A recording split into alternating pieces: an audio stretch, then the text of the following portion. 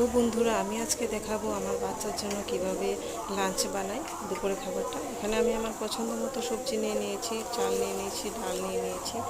এগুলি ভালো করে ধুয়ে নেব এখন। আপনারা আপনাদের পছন্দ মতো সবজি নিতে পারেন। এখন একটু ঘি দিয়ে দেব, তারপর দিয়ে দেবো একটু পাঁচফোড়ন, তারপরে সবজিগুলি দিয়ে দেবো। নাড়াচাড়া করার পর দিয়ে দেবো একটু হলুদের গুঁড়ো,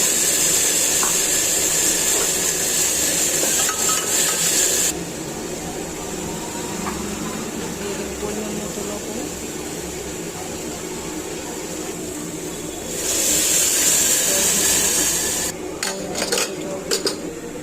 এখন 8টা 9টা সিটি দেওয়ার পর নামিয়ে গ্রাইন্ড করে নিলে